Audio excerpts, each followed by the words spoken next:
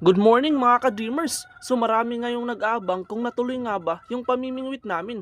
So let's go! This is the part 2. Ayun na nga mga ka-dreamers, pagkatapos namin pagkakagatin ng mga lapinig ay pinanghinaan na kami ng loob dito. Pero sabi ko sa kasama ko, nasa taas naman yung mga kalaban, kaya maghinay-hinay lang kami para hindi kami mabulabog. At ayun na nga mga ka-dreamers, habang nagsisimula kami ay wala pang nagpaparamdam, kaya medyo naiinip na kami. Pero maya-maya lang ay nagsimula nang magsilputan yung mga isda. At ayun na nga, nagparamdam na sila at nakahuli na tayo ng isa.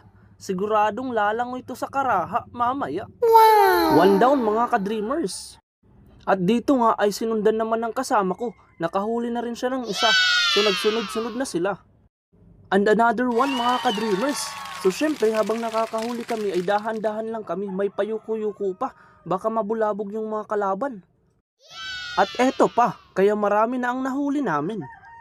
At dahil marami na rin yung huli namin mga ka-dreamers ay napagpasyahan na namin umuwi dahil medyo umuulan na rin.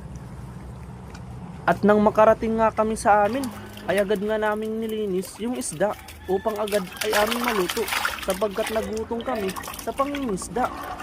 At ang kanyang nilabasan nga ay ginataang butan. Syempre, sahod na ang ulam. At maraming salamat sa panonood mga ka-dreamers. Hanggang sa muli, maraming salamat!